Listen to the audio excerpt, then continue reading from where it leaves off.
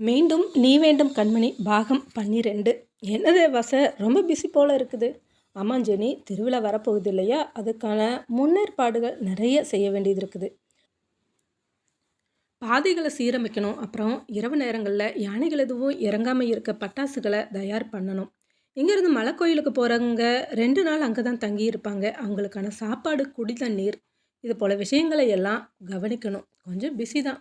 நீங்கள் கூட அங்கே வந்து பார்க்கணும்னு சொல்லிக்கிட்டு இருந்தீங்க இல்லையா, என்றைக்கு போகணும்னு சொல்லுங்கள், கரெக்டாக வந்து அழைச்சிட்டு போகிறேன். பௌர்ணமி அன்றைக்கு தானே திருவிழா, அன்றைக்கு தான் அங்கே வரணும்னு ஆசைப்பட்டுக்கிட்டு இருக்கேன். சரி, அன்றைக்கு நான் உங்களை வந்து அழைச்சிட்டு போகிறேன்.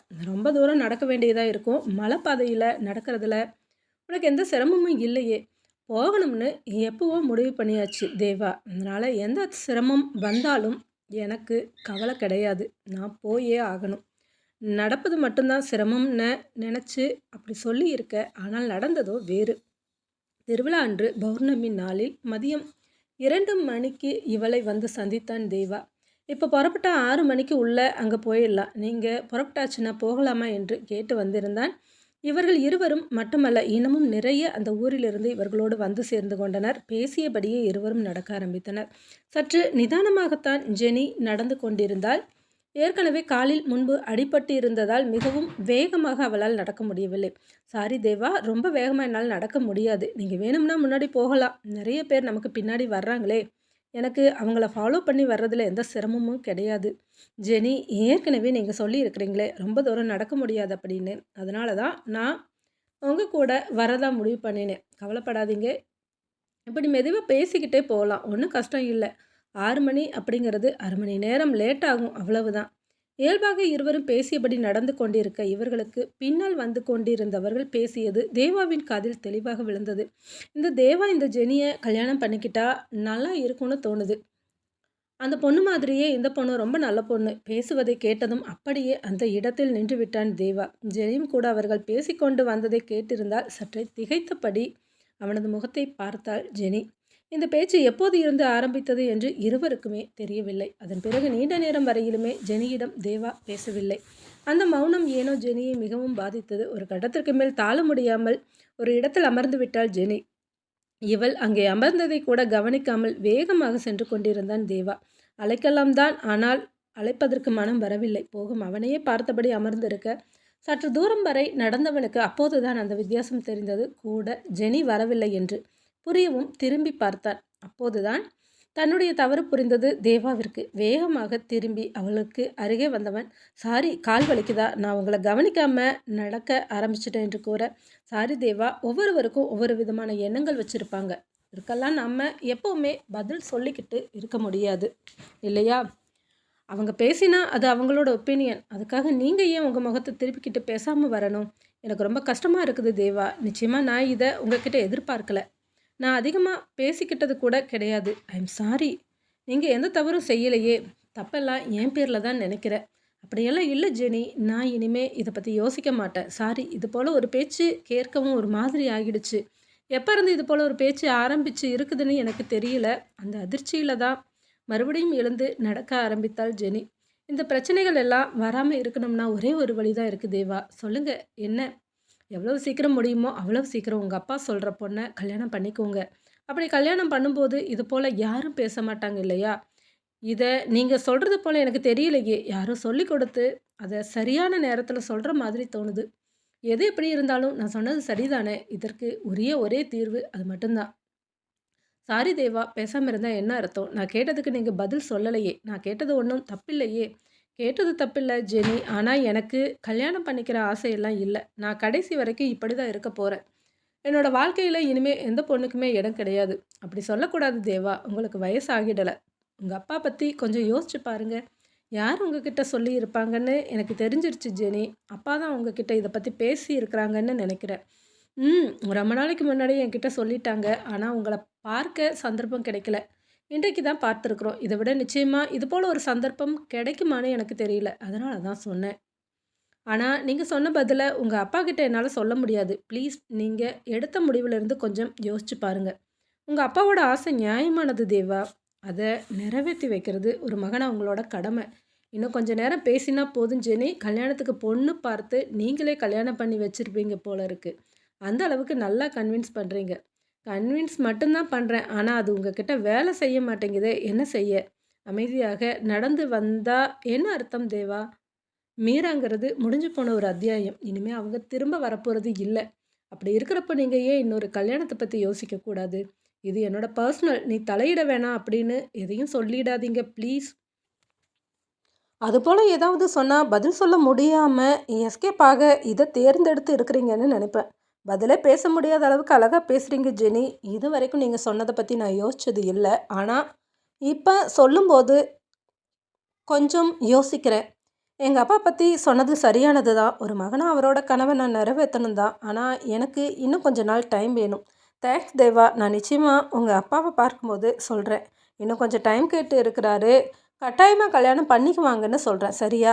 இவர்கள் நடக்க நடக்கவே அங்கங்கே பட்டாசு சத்தம் கேட்க ஆரம்பித்தது. திருவிழா தொடங்கியாச்சா என்ன? பட்டாசு வெடிக்க ஆரம்பிச்சுட்டாங்க. இது திருவிழாவுக்கு இல்ல ஜெனி. இங்க நிறைய பேர் கூடி இருக்கிறாங்க இல்லையா? யானை கூட்டம் இந்த பக்கம் வராம இருக்கிறதுக்காக ராத்திரி முழுக்க அவ்வப்போ இது போல வெடிச்சுக்கிட்டே இருப்பாங்க. இப்போதே பட்டாசு வெடிக்க தொடங்கியாச்சு போல இருக்குது. இன்னும் கொஞ்சம் தூரம்தான் போயிடலாம். ரொம்ப சக்தி வாய்ந்த கோயிலா தேவா? எல்லாரும் அப்படிதான் சொல்லிக்கிறாங்க. ஆனா எனக்கு அப்படியெல்லாம் தெரியல. ஏன் அப்படி சொல்றீங்க? கொஞ்சம் சலிப்பாக சொல்றது போல தோணுதே. என்ன சொல்ல? மீரா ஒரு முறை பேச்சுவாக்கில் சொன்னா, இந்த கோயிலுக்கு நான் வரணும் தேவா. அங்கே மலை மேலே இருக்கிற கோயிலில் சாமி கும்பிட்டுட்டு பிறகு நட்சத்திரங்களை பார்த்து நம்மளோட ஆசையை சொன்னால் அப்படியே பலிக்குமா. இங்கே இருக்கிற நிறைய பேர் சொன்னாங்க.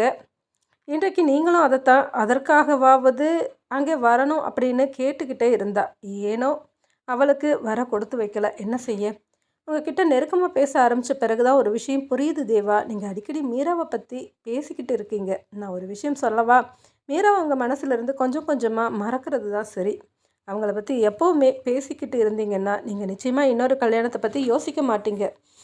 ஜெனி, எனக்கு அடிக்கடி ஒரு விஷயம் தோணுது. நீ என்கிட்ட எதையாவது மறைக்கிறியா என்ன?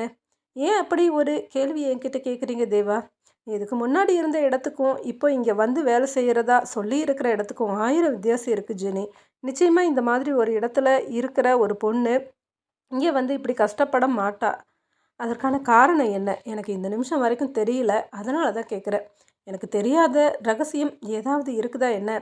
ரகசியம்னு எதுவும் இல்லை. ஆனால் ஒரு பொண்ணோட கனவை நான் நிறைவேற்ற ஆசைப்பட்றேன். அதுக்காகத்தான் இவ்வளவு தூரம் வந்ததும் கூட. சொல்லக்கூடாதுன்னா வேண்டாம் ஜெனி. நிச்சயமாக உங்ககிட்ட சொல்லுவேன் தேவா. ஆனால் இப்போ இல்லை. எப்போன்னு எனக்கு தெரியாது. ஓரளவிற்கு மலை ஏறி இருக்க வரிசையாக அங்கே மின் விளக்குகள் எரிய ஆரம்பித்திருந்தது. வந்தாச்சு ஜெனி. கால் ரொம்ப வலிக்குதா என்ன? ஏற்கனவே அடிப்பட்ட கால்னு வேற சொல்லியிருக்கீங்க. ஓரளவிற்கு இருட்ட ஆரம்பித்திருந்தது. ஏற்கனவே நிறைய பேர் அங்கே கூடியிருந்தனர்.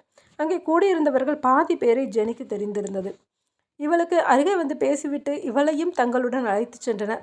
ஓகே ஜெனி, நீங்கள் அவங்க கூடவே உட்கார்ந்துருங்க என்று சொல்லிவிட்டு தேவன் நகர்ந்து சென்றிருந்தான். சிறு கோயில்தான். அது கூடவே சுற்றிலும் பெரிய மண்டபம் போல கட்டியிருந்தனர். அதை தாண்டி படியில் வந்து அமர்ந்தாலே போதும். வானத்தில் இருந்த நட்சத்திர கூட்டங்கள் அழகாக அவளது கண்களுக்கு தெரிந்தது. மனதிற்குள் மறுபடியும் ஜெனி கூறிக்கொண்டாள், இரவு பூஜை முடியவும் இந்த நட்சத்திர கூட்டங்களை பார்க்கணும். மீராவோட ஆசை அது ஒன்று தான். நட்சத்திர கூட்டங்களை பார்த்தபடியே சீக்கிரமாக தேவாவிற்கு கல்யாணம் முடியணும்னு வேண்டிக்கணும் என்று மனதில் நினைத்து கொண்டாள். இது எல்லாமே பைத்தியக்காரத்தனம்தான். இதிலெல்லாம் துளிக்கூட ஜெனிக்கு நம்பிக்கை கிடையாது. ஆனால் மீராவுக்காக இதை செய்ய வேண்டும் என நினைத்தாள். ஒரு ஓரமாக அமர்ந்து அங்கே நடப்பவற்றை வேடிக்கை பார்க்க ஆரம்பித்தாள் ஜெனி.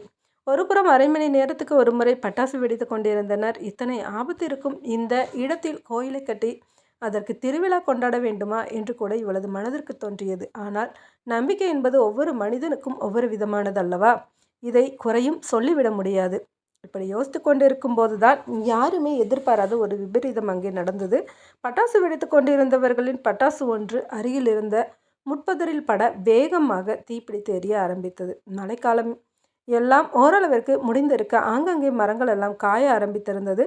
சருகுகள் கூட சற்று நிறையவே இருந்தது அந்த பகுதியில். அதன் பயனாக வேக வேகமாக நெருப்பு பற்றி பரவ ஆரம்பித்தது. பயத்தில் ஒரு சிலர் இங்குமங்குமாக கத்தி ஓட ஆரம்பித்தனர். இவளும் கூட எழுந்து பாதுகாப்பான பகுதிக்கு நகர ஆரம்பித்திருந்தால். ஏற்கனவே முன்னமே டாக்டர் இவளிடம் கூறியிருந்தார், அளவுக்கு அதிகமான வெளிச்சம் கண்களில் படக்கூடாது என்று. முதலாக பயம் தோன்றியது ஜெனிக்கு. தேவா மட்டுமல்ல, அங்கிருந்த நிறைய பேர் தீயை அணைக்க முயற்சி செய்து கொண்டிருந்தனர். அங்கிருந்து தண்ணீர், மணல் என தீயில் மேல் வீசிக்கொண்டிருக்க ஜெனி அந்த பக்கமே செல்லவில்லை. எதற்காகவோ கோவிலுக்கு அருகே சென்றவன் ஜெனி அங்கே நிற்பதை பார்த்துவிட்டு வேகமாக அவளையும் உதவிக்கு அழைத்தான். நெருப்பை அணைக்க உதவி செய்ய வாங்க ஜெனி. இங்க என்ன செஞ்சிட்டு இருக்கீங்க? எல்லாரும் பாருங்க, தீயை அணைக்கிற முயற்சியில் ஈடுபட்டுக்கிட்டு இருக்காங்க. என்னால் வர முடியாது தேவா, நான் அங்கே வரமாட்டேன். அதுதான் ஏன் ஜெனி, அன்றைக்கு தண்ணீருக்குள்ளே விழுந்தவங்கள அவ்வளவு வேகமாக வந்து காப்பாற்றுனீங்க. இங்கே யாருக்கும் எந்த ஆபத்தும் இல்லை. ஆனால் நெருப்பு பரவாமல் இருக்க நம்ம எதாவது செய்யணும் இல்லையா? அதுக்காக தானே கூப்பிடுறேன். என்னால் வர முடியாது தேவா, தயவு செஞ்சு என்னை கூப்பிடாம அங்கிருந்து நகர்ந்து போங்க. பிடிவாதமாக ஜெனி கூற சற்று ஆச்சரியமாகத்தான் அவளை பார்த்துவிட்டு நகர்ந்தான்.